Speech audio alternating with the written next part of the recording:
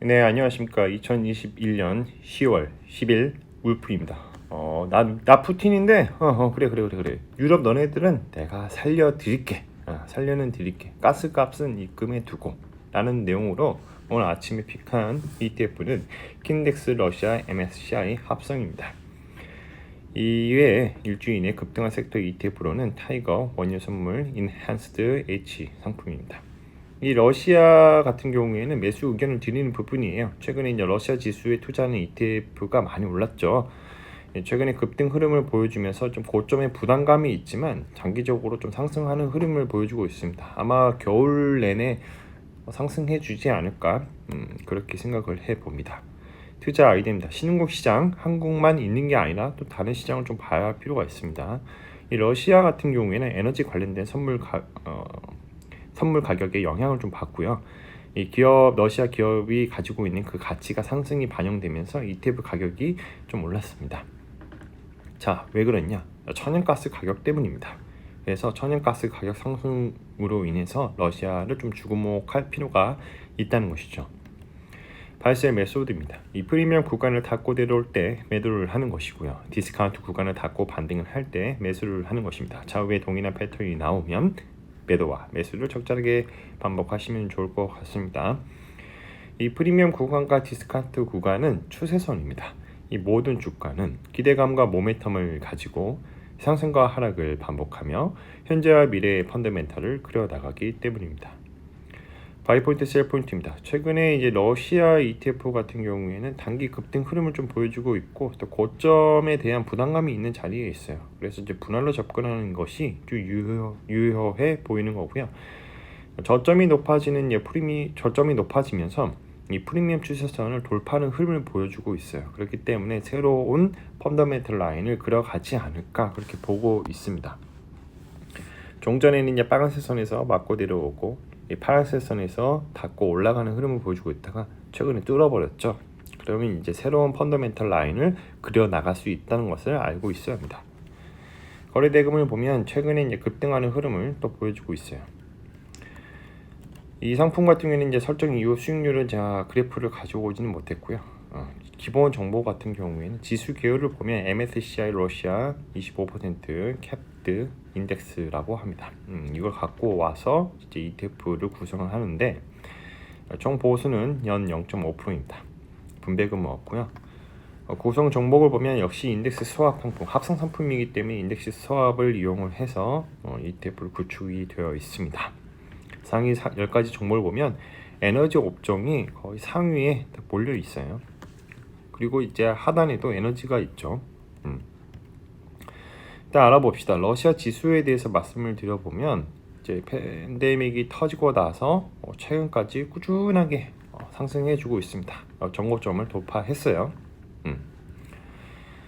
자, 근데 왜 이렇게 오르게 됐냐? 바로 이제 러시아 가지고 있는 기업들, 시가총액 상위 종목들의 기업들의 주가가 많이 올랐기 때문입니다. 가즈프롬, 루코일 홀딩스 이 두 회사들이 이제 에너지 러시아의 큰 산업 중에 하나가 이제 천연가스를 시추를 해서 유럽에 공급을 하고요. 다양한 이 가스 공급의 프로그램을 운영을 하는데 우리가 대표적으로 많이 들어본 노드스트림도 이 가즈프롬에서 운영하고 있는 그런 프로그램입니다. 자, 저의 코멘트는 지금 천연가스를 확보를 못하면 겨울철에 난리가 날 거예요. 나 무서워. 이러다가 우리 다 죽어. 유럽 애들이 이렇게 얘기할 가능성이 높습니다. 그렇기 때문에 최근에 푸틴이 얘기를 했죠. 공급도 늘려주겠다. 우리 거 좀 갖다 써. 이런 얘기들을 좀 최근에 했었어요.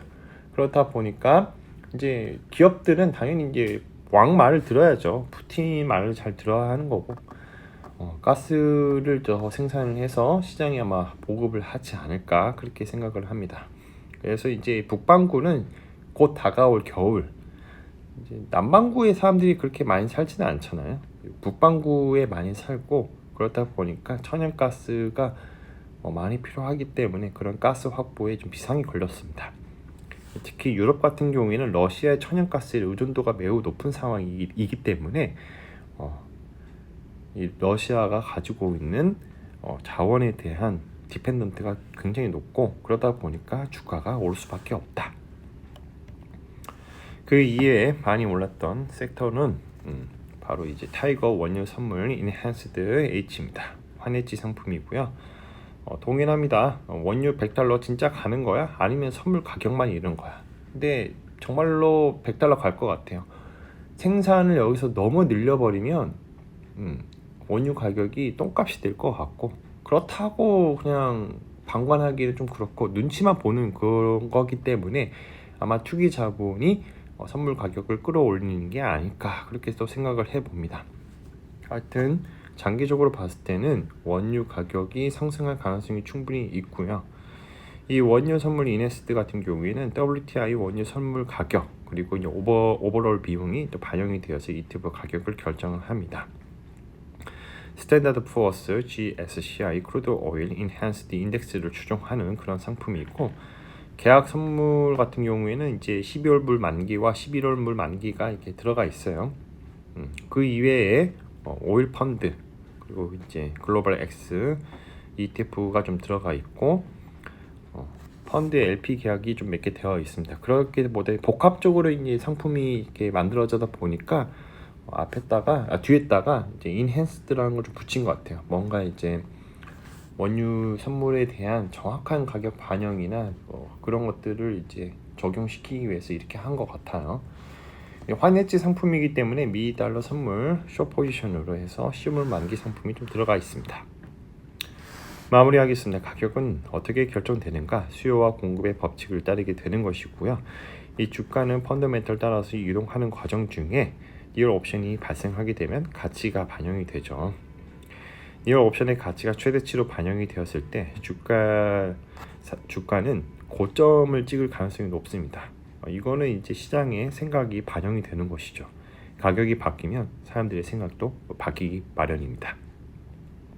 시간이 지나서 주가의 흐름은 원래 펀더멘털로 수렴하게 되는데 이를 리얼 옵션의 만기라고 합니다. 모든 가격은 시간에 종속되어 있고 이 세상에는 영원한 것은 없습니다. 역사는 반복되고요. 절대로 시장을 이기려고 하지 말자. 미스터 마켓은 항상 옳다는 생각을 가지자입니다. 자, 오늘은 킨덱스 러시아 MSCI 합성에 대해서 말씀을 드려봤고, 러시아 지수에 투자하는 ETF입니다. 최근에 급등 흐름을 보여주면서 고점 부담감이 있지만 장기적으로 우상향하는 흐름을 좀 보여주고 있습니다. 컨텐츠가 좋았다면 구독과 좋아요, 알람 설정 부탁드립니다. 오늘도 들어주셔서 감사합니다.